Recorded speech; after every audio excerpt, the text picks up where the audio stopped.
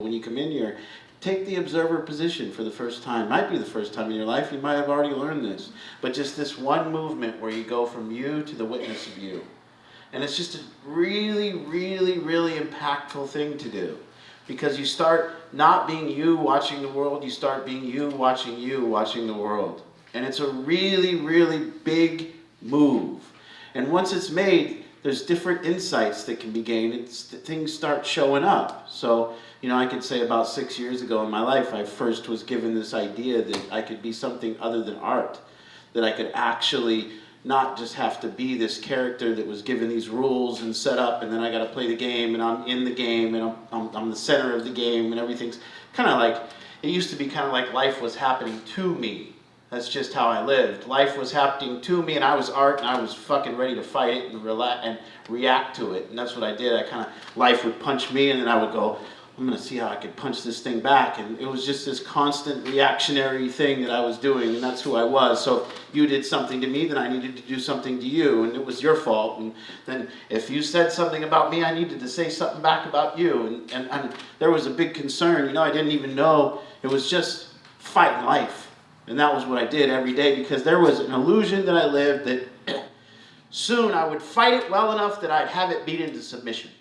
I would just beat it. I knew there was this illusion that later on, someday soon, I'm going to have life beat. They'll all know. They'll know. They'll know that I'm better than them. They'll know that I have more than them. They will then respect me. I will beat them, and then I will have the house, I'll have the car, I'll have everything set up like I need it to set up, and then I'll rest. But not before that. And so it was this massive competition between me and life.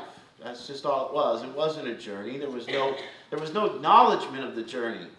I can literally tell you that for the most part, I was never happy where I was at. Because where I was at was just where I was going. It was just where I was going. I happened to be here because I'm going there. I'm not happy being here. I'm just going there. You're in the way. And if somebody was in the way, they're in the way. And the journey was never acknowledged. Alan Watts said it best. He said, the best that we can hope for is to be an authentic fraud.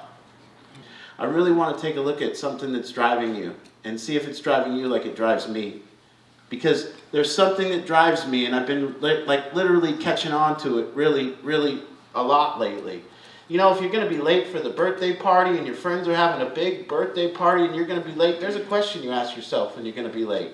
If you're going to go to work and you're going to get to work and you got a great idea at the boardroom, there's a question you ask yourself before you give that idea.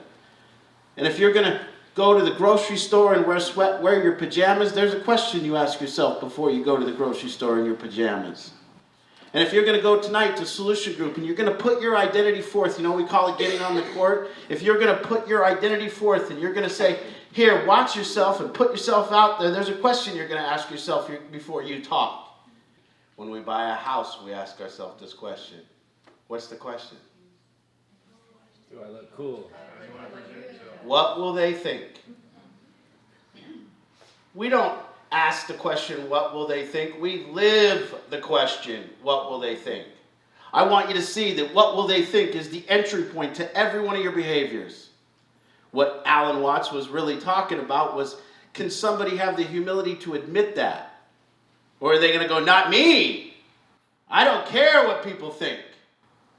Or are they going to say, you're right. That is true. If I'm going to be late for the birthday party, I ask myself, what will they think? And I get upset if somebody will think negatively if I'm late for the birthday party. And if I'm going to speak here in this room, before I raise my hand, I ask the question, what will they think? After I leave here and I spoke, I ask the question, what did they think of what I said? I don't ask it, I live it. I put on shoes, I got a stain on my shirt, and I ask and live the question, what will they think? I want you guys to see that this question doesn't just kind of come in there. This question dominates our life. We live this question every day about everything. Everything we do is based upon this question. And really to have the humility to be honest with it. That I don't just to get on the court. We sit here and we talk about getting on the court. See, once you take the observer position, then there's you and your identity. And I want you to see that that's what we're at war with. And that it's just us, and then there's this identity right here. And everything we do is kind of a pushing out. When it's risky, when we do something, when we take risks, when we do anything, it's always that. It's always putting the identity forth to put it at issue, and the question is asked, what will they think of me? And as we're working with our kids, and as we're, just look how deeply we do it when we're working with addiction. What will they think? Well, if I don't go get my daughter, if I don't go save her, if I don't get her a car, if she doesn't have a car, what will they think? What will they think if my kid dies? What will they think? What will they think if I kick my kid out on the street and never talk to him again and then he died? What will they think? It's always what will they think? After these years, I can just get into a point where I can say, I do live that question. Before I do solution group, I come, and it's a collective they. It's like this weird they out there that I don't even know any of their faces. Like there's just no faces to the they, it's just they. That's what it is. We're always performing for the they. What do they think? And maybe go to a different society, and it would be a different performance for a different day. Based upon what they think is a good idea. Go to a Muslim society, you'd have to be Muslim. Or what would they think? What would they think of me if I didn't do that? So this big performance for them. Always performing for them. Never know their names, never know who they are, but I'm always performing for them. And I think what he meant by that was this to be an authentic fraud, and I think people will deny that they're living for them. People will deny it. And that's the lack of authenticity that we are if we deny that. That's saying, not me. Really, what do you live for then? And so we really have to see that until we can get past that sometimes.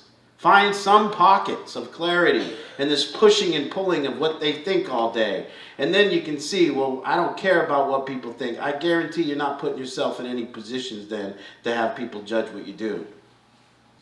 This is asking, and if all of it, if we did one thing here, and one thing happened in this room, that this group of collective people would take this witness position, and I'd really challenge you to be honest and authentic with yourself about how much of your behavior is driven by this question that I said tonight.